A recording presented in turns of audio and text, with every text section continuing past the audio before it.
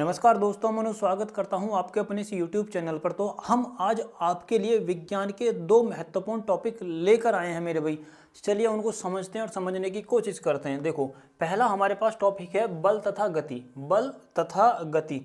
अब जरा आप ध्यान करोगे, बल तथा गति। अच्छा, बल की डेफिनेशन कैसे दी जाती है? बल वह बाह्य कारक है जो किसी वस्तु की गति अवस्था अथवा विराम अवस्था में परिवर्तन करता है, परिवर्तन करने का प्रयास करता है। मतलब बल वह एक्सटर्नल फोर्स है जो आप बाहर से वो लगा रहे हो, या तो किसी वस्तु की गति अवस्था में परिवर्तन कर देगा, जो वस्तु चल रही है उसको रोक देगा, जो वस्तु रुकी हुई है मेरे भाई उसको चलायमान कर देगा।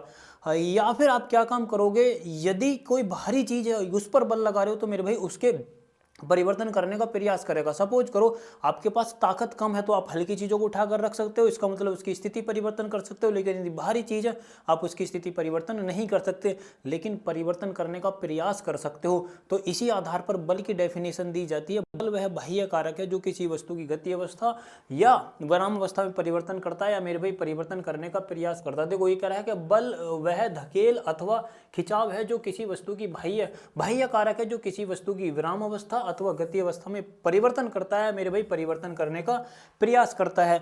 अब देखो, आपके पास दो प्रकार के बल होते हैं। एक हमारे पास बल होता है मेरे भाई, एक जो बल होता है जिसको बोलते हैं मेरे भाई संतुलित बल। एक कौन सा होता है? संतुलित बल। एक होता है देखो संतुलित बल। संतुलित बल का मतलब है कि यदि आपके पास दो बल लग रहे हैं, यदि आपके पास दो बल हैं और वो विपरीत दिशा में लग रहे हैं। किस में लग रहे हैं मेरे भाई? विपरीत दिशा में। विपरीत दिशा में लगने का मतलब है, अब दो कंडीशन बनेंगी। यदि दोनों बलों का मान समान है तो बल आपका संतुलित होएगा। यदि दोनों में से किसी भी बल का मान ज्यादा या कम है तो बल का मान क्या होएगा मेरे भाई?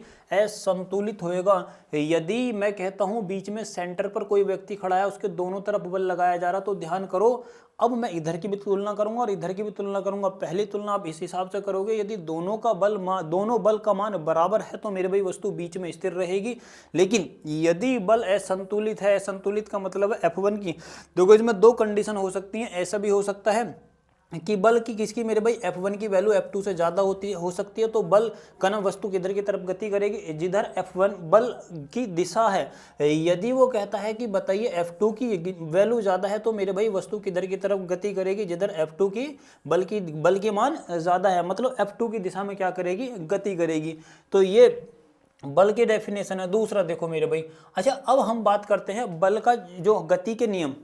अगला टॉपिक है हमारे भाई गति के नियम। अच्छा देखो, न्यूटन के जो गति के नियम है, प्रथम नियम आप इधर ध्यान करोगे कि प्रथम नियम क्या कहता है। प्रथम नियम का मतलब होता है, इतना समझ लीजिए कि छोटी सी लाइन में कोई भी वस्तु अपनी स्थिति परिवर्तन का विरोध करती है, या फिर अपनी स्थिति परिवर्तन का विरोध करने का गुण क्या कहलाता है मेरे भाई? जड़त्व कहलाता।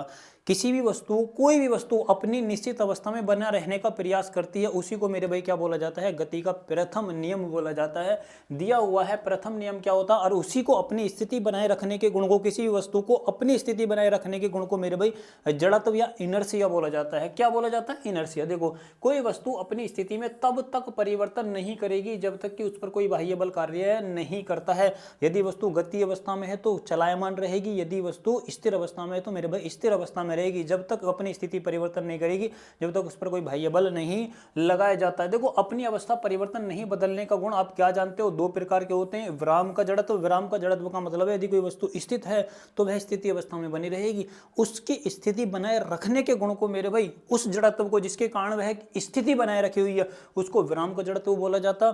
यदि कोई वस्तु चलायमान है और गतिमान है, गतिमान होने का मतलब है कि वह अपनी गति को चलायमान रखने की कोशिश करेगी, और जिसके कारण अपनी स्थिति परिवर्तन नहीं करने का गुण क्या कहलाएगा मेरे भाई? गति का जड़त्व कहलाएगा। उसने अपनी गति का एक प्रॉपर्टी बना लिया कि मैं चलूंगी ही चलूंगी, रुकना नहीं है। रुकने का नहीं जो गुण है ना मेरे भाई, उसको बोलते हैं क्या? गति का जड़त्व बोला जाता है। देखो, दूसरा नियम क्या कहता है न्यूटन का।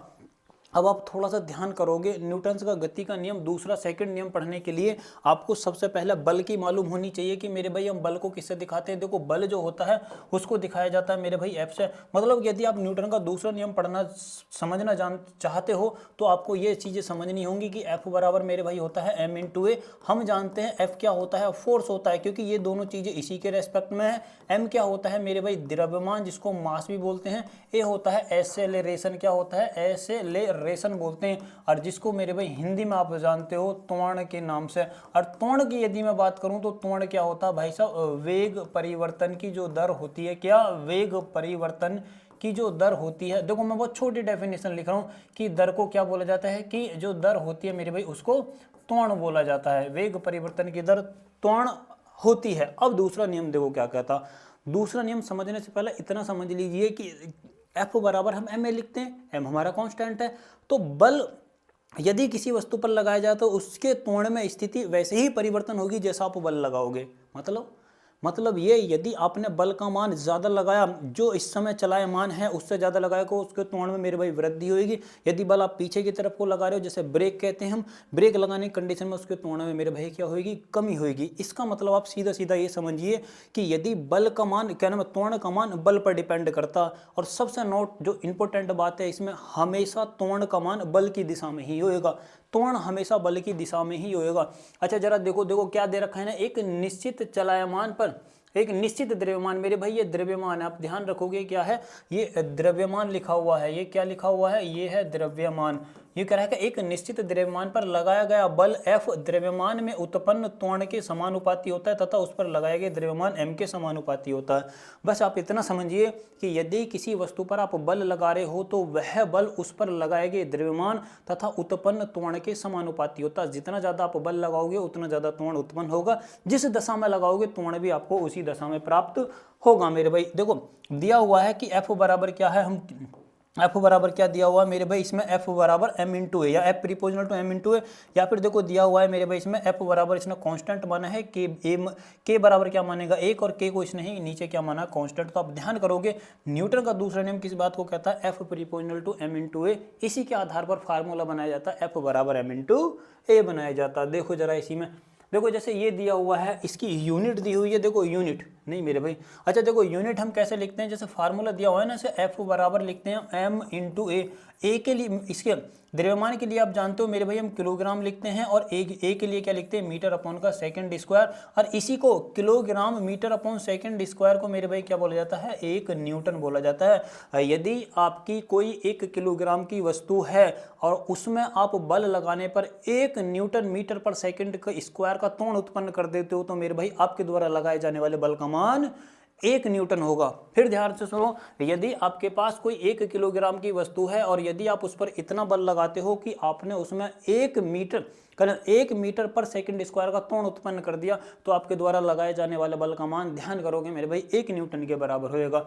देखो एग्जाम्पल के तौर पर समझो, देखो ये न्यूटन के जो पहला नियम है ना, जड़त्व का जो नियम था, अभी हमने समझा था, जो जड़त्व का नियम है ये मेरे भाई उसके एग्जाम्पल हैं। जो जड़त्व का नियम है, देखो गाड़ी में अचानक ब्रेक लगने पर आगे की ओर गिर जाना, आगे की ओर इसीलिए गिरते हो क्योंकि गाड़ी जब स्टार्ट होती है, ये कह रहा है कि गाड़ी चलने पर अचानक जब ब्रेक लगते हैं, कुछ भी समझ लीजिए, गाड़ी का आपका धड़ से नीचे वाला हिस्सा गाड़ी के संपर्क में रहता है और ऊपर का हिस्सा भाई सब आपके गाड़ी के संपर्क में नहीं रहता है।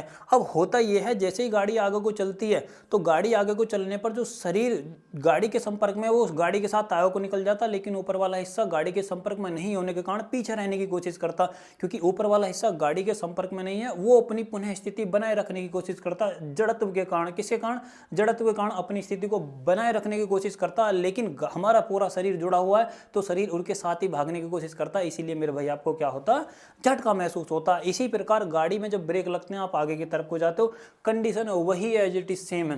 देखो अगला एग्जांपल देखो, बोतल पर रखे जाने पर गत्ते पर अचानक हटा लेने पर गत्ते का सिक्के से वही गिलास में गिर जाना, ये इस बात को कह रहा है कि यदि आपके पास ऐसा गिलास है और गिलास के ऊपर आपने गत्ता रखा हुआ है और यहाँ पर आपने एक सिक्का रखा हुआ है, यदि आपने इस गत्ते को बहुत तेजी से एक साथ निकाल दिया, यदि आपने इस गत्ते को बहुत तेजी से एक साथ निकाल दिया, तो ध्यान करो गत्ते के ऊपर रखा हुआ सिक्का मेरे भाई एक साथ किसी में गिर जाएगा, गिलास में गिर जाएगा। ऐसा हुआ क्यों, क्योंकि जब आपने गत्ते को खींचा था या कागज को खींचा था, उस समय जैसे ही इसके ऊपर जो सिक्का रखा हुआ था, सिक्का क्या काम करेगा, चलने की कोशिश करेगा, जैसे ही, क्योंकि अपनी स्थिति बनाए रखने की कोशिश करेगा जड़त्व के कारण, जितने वो रफ्तार पकड़ेगा इतने तो मेरे भाई क्या होगा, गत्ता आप निकाल कर ले जाओगे और इतने में ही मेरे भाई उसको नीचे कुछ नहीं मिलेगा। इसका मतलब है सिक्का कहाँ पर गिर जाएगा, गिलास में गिर जाएगा। देखो कह रहा कांच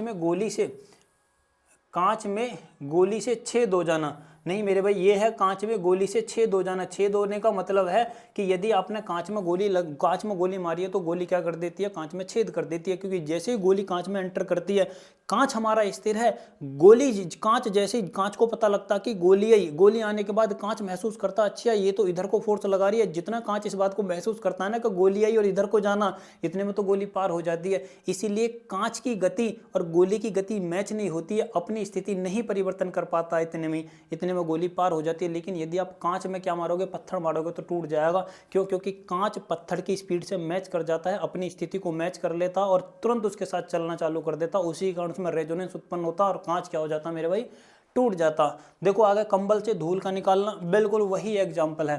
ठीक, चलो इसी में आगे देखो तीसरा नियम। देखो मेरे भाई तीसरा नियम क्या कहता है, इसको बोलते हैं क्रिया प्रतिक्रिया का नियम। क्रिया प्रतिक्रिया का नियम मतलब कि यदि कोई वस्तु धरती पर, जो भी कोई वस्तु है जिस पर आप जितना फोर्स लगाओगे वो वस्तु आप पर उतना ही फोर्स दोबारा रिटर्न में लगाएगी। इसी को बोला जाता है क्रिया प्रतिक्रिया का नियम। जैसे कि कल कुएं से मेरे भाई यदि आप जल खींच रहे हो तो जितना पानी आप पर बल लगा रहा होगा ना, आप भी पानी पर उतना ही बल लगा रहे होगे। कैसे? ध्यान करो, बाल्टी यदि नीचे की तरफ को फोर्स लगा रही है तो तुम बाल्टी पर ऊपर की तरफ को फोर्स लगा रहे हो, क्रिया प्रतिक्रिया हो रही है। समझ में कब आएगा? जब रस्सी टूट जाएगी, क्योंकि पानी एक साथ नीचे को भगेगा, आप पीछे की तरफ को भगोगे, क्योंकि बाल्टी जो नीचे को फोर्स लगा रही थी आप उसमें ऊपर की तरफ को फोर्स लगा रहे थे, जो आप पीछे की तरफ को फोर्स लगा रहे थे बाल्टी वो नीचे की तरफ को फोर्स लगा रही थी। समझो ध्यान से मैं क्या कह रहा हूँ, वही दोनों फोर्स के कारण क्या बना हुआ था, तुम्हारा बैलेंस बना हुआ था। जैसे ही फोर्स बीच में से डिस्कनेक्ट हुआ तो मेरे भाई आपका फोर्स पीछे की तरफ और बाल्टी का फोर्स नीचे की तरफ, तो दोनों चीजें अलग हो जाएंगी और आप पीछे की तरफ जाकर गिर पड़ोगे। देखो बंदूक से गोली चलाने पर बंदूक पीछे की तरफ धक्का मारती है, गोली क्या काम करती है मेरे भाई, पीछे की तरफ बंदूक पर प्रेशर लगाती है। किसके कारण? क्रिया प्रतिक्रिया के कारण। देखो ज्वार भाटा जो आते हैं मेरे भाई, नाव से यदि आप कूद रहे हो तो नाव पर जितना फोर्स लगाओगे नाव भी आप पर उतना ही फोर्स लगाएगी। कभी नाव पर किनारे पर किसी नदी या गंगा के किनारे पर कूदे हो तो नाव नीचे की तरफ को जाती है, कारण वही है क्रिया प्रतिक्रिया। ज्वार भाटा जो होते हैं मेरे भाई इसी के कारण आते हैं। जो रॉकेट और जेट होते हैं वो इसी कंडीशन पर काम करते हैं, उनमें प्रणोद उत्पन्न करा जाता है बड़े बड़े मात्रा में फ्यूल को जलाकर। ठीक, अच्छा अब देखो एक हमारे पास टॉपिक है इसी में जिसको बोलते हैं मेरे भाई हम संवेग। संवेग को यू नहीं मेरे भाई, ये वी होता है। ध्यान करोगे, संवेग के लिए जो हम दिखाते हैं ना, पी बराबर होता है m इंटू वी, और इसके लिए मात्रक आप क्या लिखोगे मेरे भाई, देखो किलोग्राम मीटर अपॉन का सेकंड स्क्वायर नहीं मेरे भाई, मीटर अपॉन का सेकंड होता है, क्योंकि वेग होता, और वेग हम दिखाते हैं किससे, इसकी जो यूनिट होती है मीटर अपॉन का सेकंड होती है। संवेग के लिए मात्रक होता है, देखो पी, मैं पूरा फार्मूला ऐसे ही लिखूंगा जितने भी, इसी पे आपको कैलकुलेशन करनी है। डेल मैं यदि ऐसे कहता हूँ ना, पी बराबर डेल पी बराबर कुछ भी, तो वो आप इतना ही लिखोगे, पी बराबर कितना m इंटू वी। अब जरा इसी में देखो, ये भी सही है मेरे भाई, डाइन अपॉन का सेकंड भी होती है, ग्राम सेंटीमीटर अपॉन सेकंड भी होती है। ये किसकी यूनिट है मेरे भाई, संवेग की यूनिट है। अच्छा देखो, संवेग परिवर्तन की दर बल के बराबर होती है। संवेग परिवर्तन की दर बल के बराबर होती है, बिल्कुल होती है। देखो मेरे भाई कैसे होती है, मैं जानता हूं कि P बराबर फार्मूला होता है मेरे भाई m और इंटू में v लिखता हूं, और यदि मैं कहता हूं कि डेल P, उसने कहा है संवेग परिवर्तन की दर, तो मेरे भाई आप परिवर्तन निकालो। परिवर्तन निकालने के लिए आपको समय से भाग देना पड़ेगा, तो मैं इसे लिख सकता हूँ m और इंटू क्या लिखा जा सकता है, डेल v और अपॉन का डेल t लिखा जा सकता है। मैं इसको लिखता हूँ डेल v और अपॉन का कितना लिखा जा सकता है, डेल t और m और इंटू मेरे भाई a, क्योंकि वेग परिवर्तन की दर आप जानते हो क्या कहलाती है, त्वरण कहलाती है। वेग परिवर्तन की दर त्वरण कहलाती है। और मैं इतना जानता हूं मेरे भाई, फार्मूला जो बल का होता है F बराबर m इंटू ए होता है, तो मैं इसको ऐसे भी लिख सकता हूं, डेल पी और अपॉन का डेल टी बराबर F के भी लिखा जा सकता है। तो ये बात कहाँ से निकल कर आई है, यहाँ से निकल कर आई है। अब संवेग परिवर्तन की दर किसके बराबर होती है, लगाए गए बल के बराबर होती है। अब संवेग परिवर्तन हमेशा उसकी दिशा में होगा जिसकी दिशा में आपने बल लगाया है, या फिर ऐसा समझिए बल की दिशा में ही हमेशा संवेग परिवर्तन होता है। बल की दिशा में हमेशा संवेग परिवर्तन होता है। देखो बंदूक की गोली का शरीर में धंस जाना, क्योंकि बंदूक की गोली जब चल कर आती है तो उसका वेग बहुत ज़्यादा होता है। और मैं आपको बता दूं, आप संवेग को पढ़ो ऐसे कि संवेग नहीं है, संवेग एक तरीके की ऊर्जा है। संवेग एक तरीके की ऊर्जा है जो मेरे भाई किसी भी वस्तु में स्टोर होकर आती है और ट्रांसफर भी करी जा सकती है। ठीक, जैसे कि गोली, जैसे आप ऐसे समझिए आपके पास दो पार्टिकल हैं, ये पार्टिकल है और एक छोटा सा पार्टिकल ये है, इसका वजन मेरे भाई 10 किलोग्राम है, और आप इसको 5 के वेग से, 5 के स्पीड से, 5 मीटर पर सेकंड के वेग से आपने इधर की तरफ को फेंका, तो मेरे भाई इसका संवेग कितना हुआ,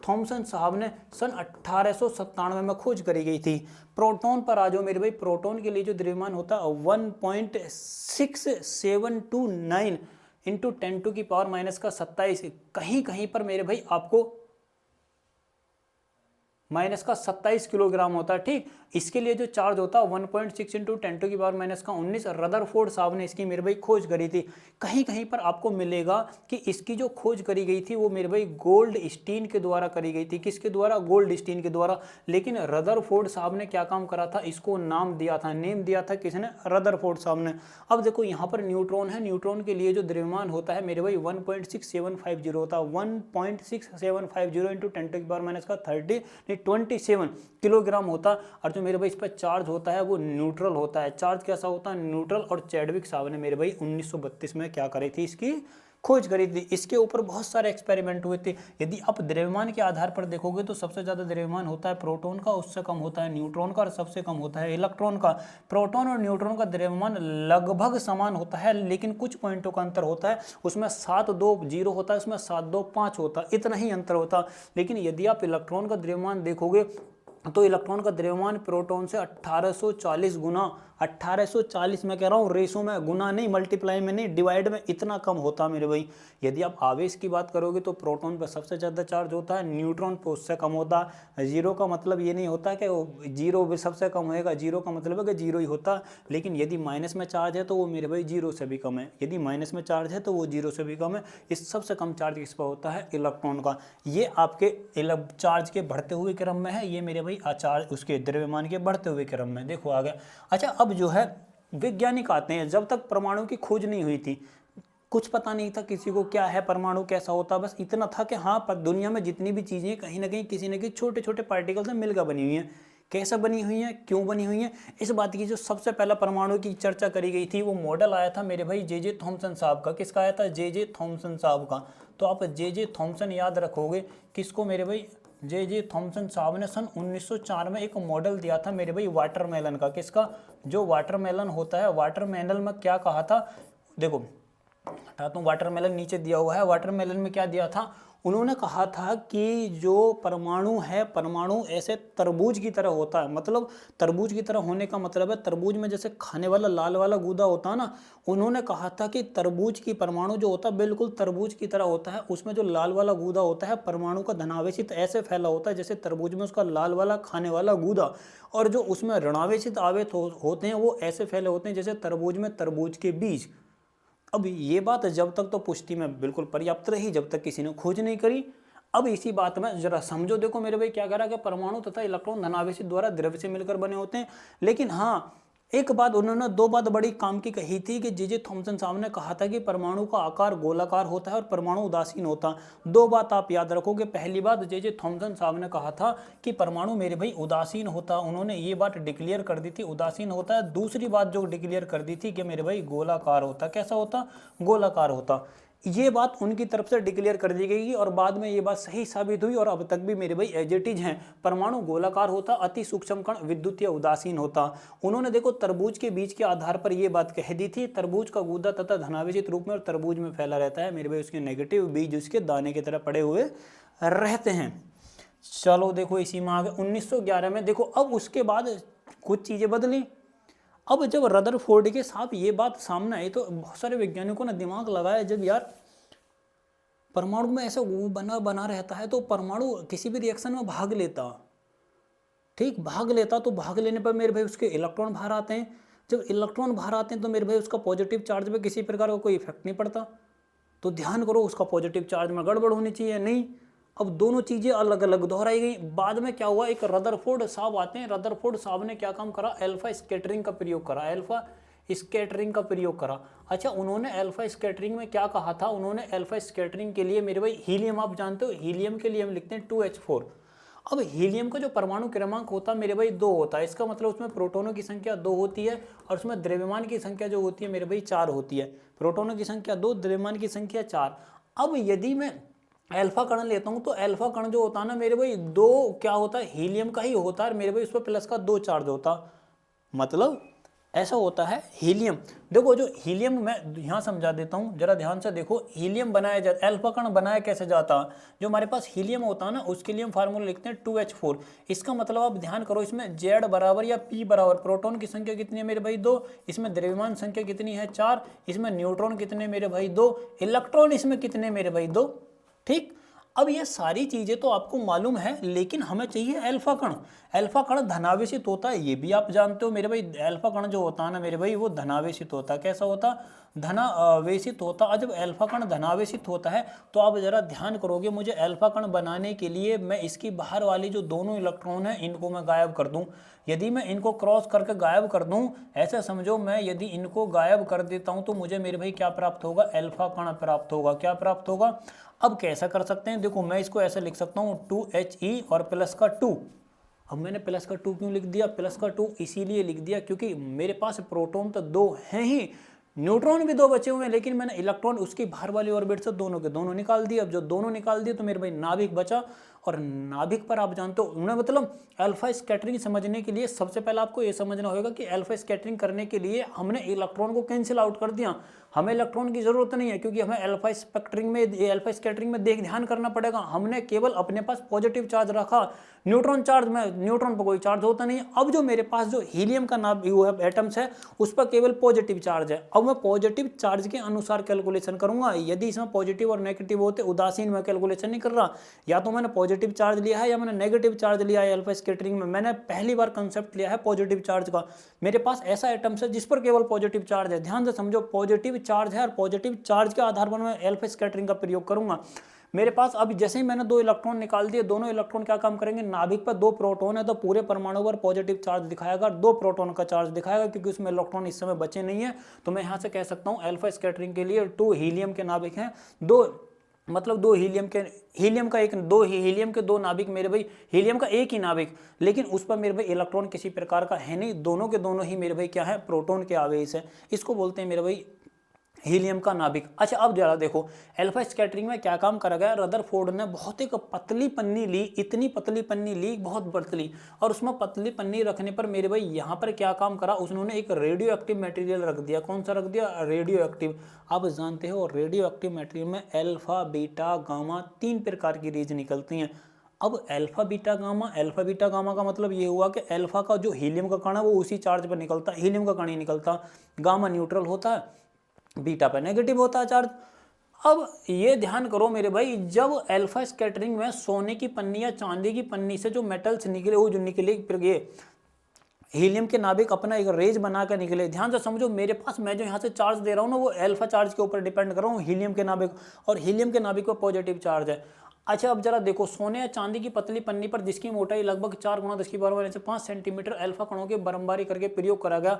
रिजल्ट मेरे भाई क्या बताया उसने, परमाणु अधिकांश स्थान रिक्त होता है तथा वह कण की पन्नी के आर पार निकल जाते हैं। परमाणु का स्थान, परमाणु अंदर से ज्यादातर खाली होता, ठीक, परमाणु अंदर से खाली होता है, इसीलिए मेरे भाई उसमें से ज्यादातर एटम्स क्या होते हैं, वो अल्फा कण क्या होते हैं, निकल जाते हैं। परमाणु में कुछ धनावेशित भारी कण होते हैं जिन्हें अल्फा तथा धातु की पतली पन्नी से रिपल होकर वापस आते हैं। अब आपने दिमाग लगाया कि आपके पास पॉजिटिव चार्ज पन्नी में से निकल गया, कहीं से वापस आया, तो वापस आने का मतलब है वहीं से वापस आएगा जहां पर पॉजिटिव चार्ज है, जहां पर उसको रोका जा सकता, वहां पर से वापस नहीं आएगा जहां पर नेगेटिव चार्ज है। नेगेटिव चार्ज तो उसको मेरे भाई अपने पास एब्जॉर्ब कर लेगा, लेकिन हम ध्यान कर रहे हैं पॉजिटिव चार्ज को। ध्यान रखो, दिमाग में आपको रखना कि पॉजिटिव चार्ज है, धनावेशित भारी कणों द्वारा घेरा हुआ स्थान बहुत कम होता है।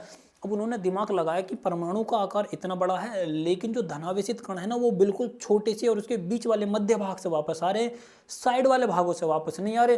तो रदरफोर्ड साहब ने कहा कि मेरे भाई परमाणु का जो धनावेशित आवेश है उसके बिल्कुल मध्य में बीचों बीच स्थित रहता है, बाकी उसके बाहर वाले ऑर्बिट में नेगेटिव चार्ज रहता है। तो इसका मतलब यह हुआ कि धनावेशित कण उसका बीच में है, तो द्रव्यमान भी मेरे भाई, अच्छा वो भी ध्यान रदरफोर्ड ने ये देखा कि मेरे भाई बीच में से एक भी कण टकरा गया, कहीं नहीं जा रहा, सीधे वापस आ रहे।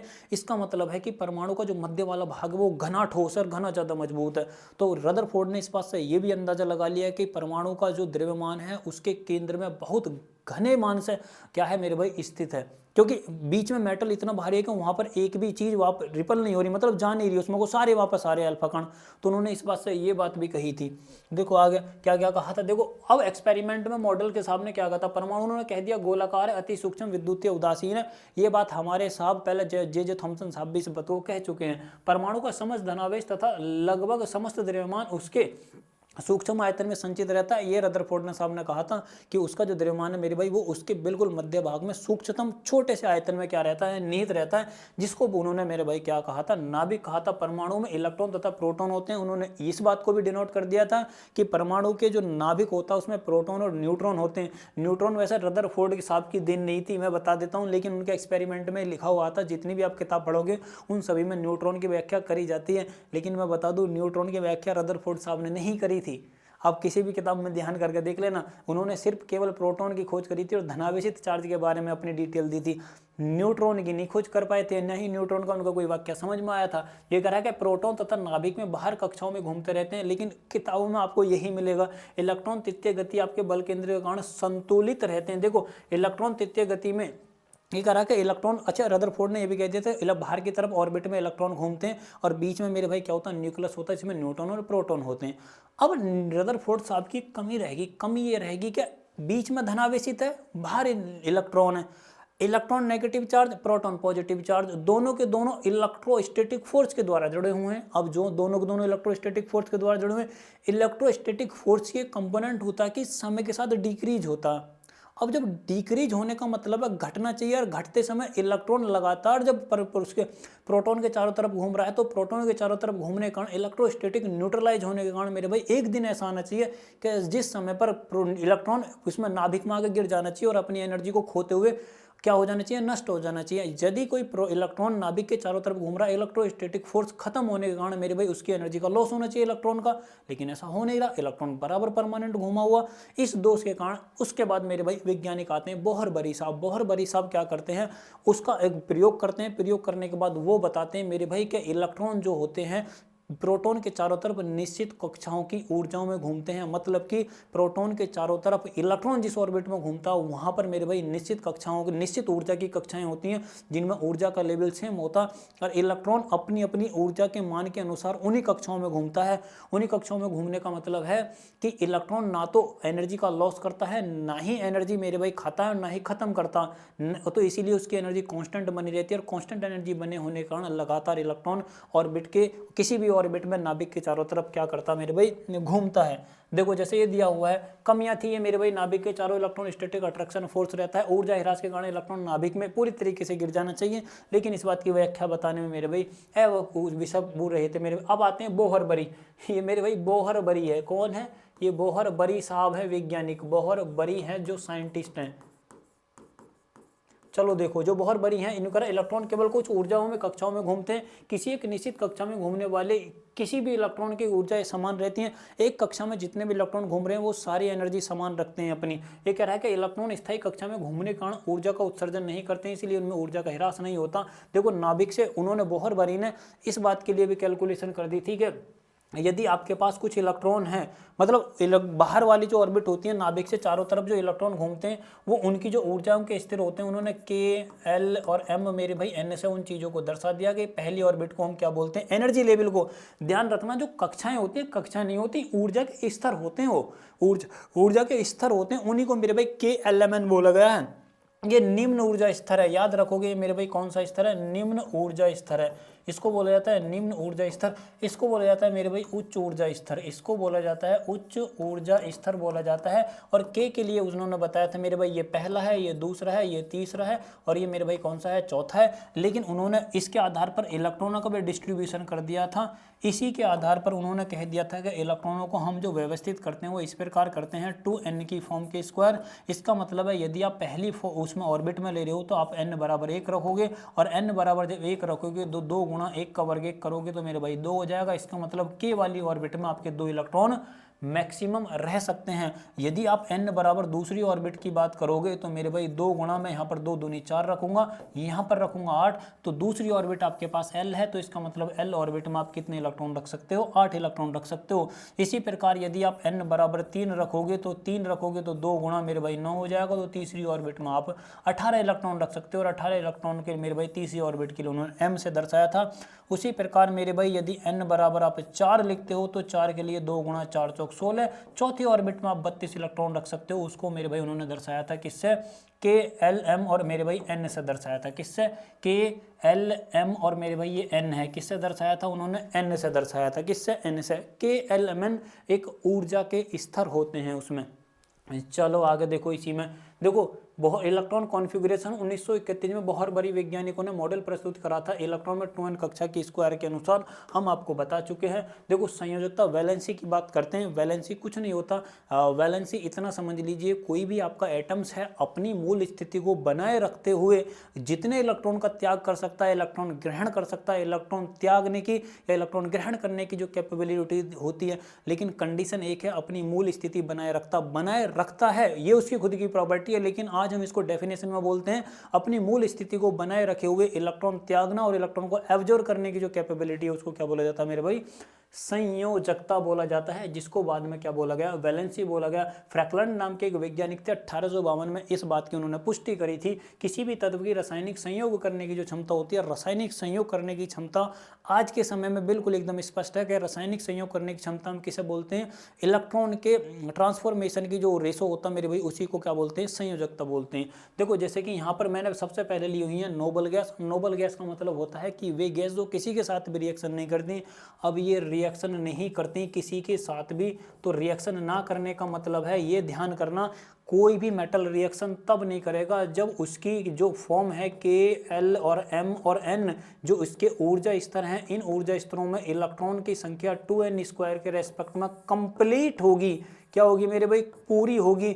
तो उसकी कंडीशन में ध्यान करो, ये किसी भी पदार्थ से रिएक्शन नहीं करेंगी, इसीलिए मेरे भाई इनको बोला जाता है नोबल गैस, या मेरे भाई नॉन रिएक्टिव गैस समझ लो, रिएक्शन ही नहीं करेंगे किसी के साथ, क्योंकि इनकी ऑर्बिट में पूरे इलेक्ट्रॉन बराबर हैं, ना ही तो इलेक्ट्रॉन किसी को देने की जरूरत है, ना ही इलेक्ट्रॉन इनको किसी से लेने की जरूरत है। तो हीलियम के पास 2 इलेक्ट्रॉन है, नियोन के पास देखो 10 इलेक्ट्रॉन है, तो 2 और 8 की शेप में लिख सकते हैं। आर्गन के साथ मेरे पास 18 है, तो 2 और 8 और 8 लिख सकते हैं। क्रिप्टॉन के पास मेरे भाई 36 है, तो 2 8 18 और 8 लिखा जा सकता। ये जेनॉन है, 2 8 18 18 इंटू 8 लिखा जा सकता। इसी प्रकार मेरे पास रेडॉन है, 18 और 8 लिखा जा सकता।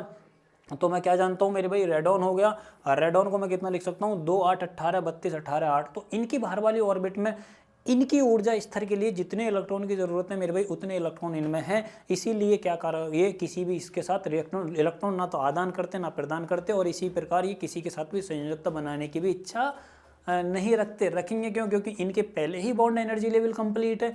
एनर्जी लेवल जब अधूरा होता है ना, तब चीजें ये बनकर आती हैं। देखो जरा मेरे भाई, देखो जैसे दिया हुआ ना यहाँ पर, ये दिया हुआ देखो, इसने पहला मेरे भाई ये हाइड्रोजन है, ये क्या है, ये हाइड्रोजन है। देखो हाइड्रोजन का जो परमाणु होता है ना, इसमें एक ही परमाणु होता है। हाइड्रोजन के अपवाद में एक सबसे बेहतरीन बात यह है कि हाइड्रोजन के पास एक तो प्रोटॉन होता है और एक इलेक्ट्रॉन होता है, लेकिन न्यूट्रॉन नहीं होता मेरे भाई हाइड्रोजन के पास। विदाउट न्यूट्रॉन के जीवित रहता हाइड्रोजन, ये आप याद रखोगे। संयोजकता उसकी एक होती है, मतलब उसमें एक ही इलेक्ट्रॉन है, उसी को त्याग सकता, उसी के साथ दूसरा इलेक्ट्रॉन किसी के साथ ले लेगा भैया बंधु के साथ, और एडजस्ट हो जाएगा।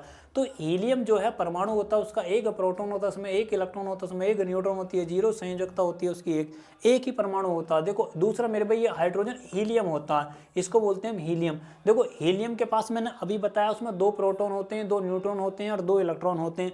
यदि उसकी आप द्रव्यमान संख्या निकालोगे तो मेरे भाई प्रोटॉन प्लस न्यूट्रॉन कितनी होती है, 4 होती है। संयोजकता उसकी 0 होती है, क्योंकि पहली वाली ऑर्बिट कौन सी होती है, के, और के इलेक्ट्रॉन के ऑर्बिट में 2 इलेक्ट्रॉन उसके रहने की संभावना है, रह सकते हैं, और उसके 2 ही इलेक्ट्रॉन उसमें पहले ही मिले हुए हैं।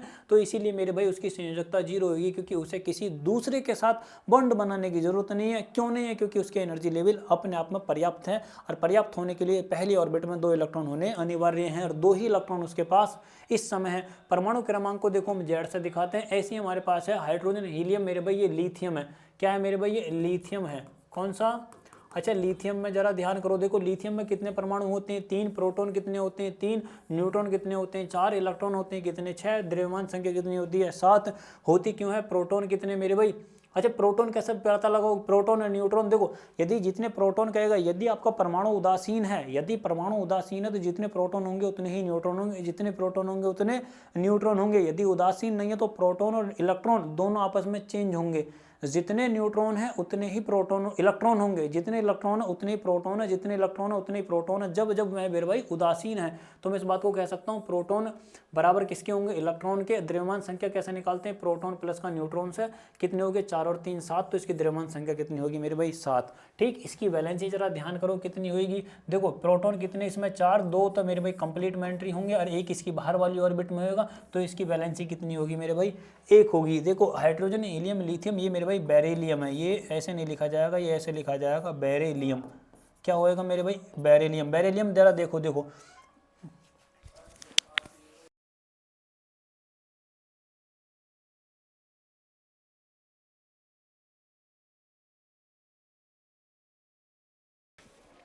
देखो बेरिलियम के लिए हम क्या काम करते हैं मेरे भाई बच्चे, बेरिलियम देखो 1 2 3 ऐसे सीधा सीधा ऐसे कर लो, 5 हो गए आपके मेटल लिखे हुए हैं।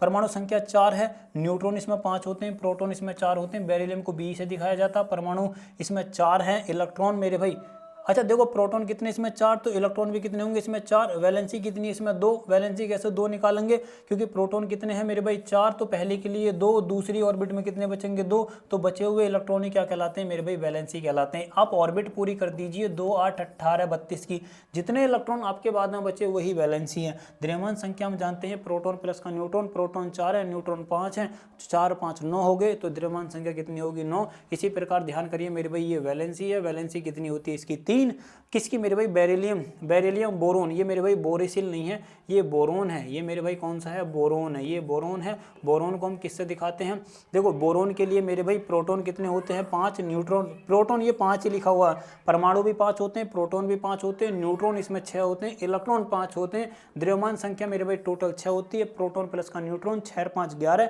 ये मेरे भाई क्या बनती है, द्रव्यमान संख्या बनती है। वैलेंसी इसकी 3 होती है, होती कैसे है, प्रोटॉन ध्यान करो, प्रोटॉन कितने इसमें मेरे भाई 5 हैं, पहली ऑर्बिट के लिए 3, दूसरी ऑर्बिट में कितने इलेक्ट्रॉन बचे, 3, और ये बचे ही इलेक्ट्रॉन क्या कहलाते हैं मेरे भाई, किसी भी परमाणु की वैलेंसी कहलाते हैं, क्या कहलाते हैं, वैलेंसी कहलाते हैं। ठीक, तो ये मेरे भाई कुछ हमारे पास महत्वपूर्ण टॉपिक थे या जो हमने आपको समझाने की कोशिश करी है।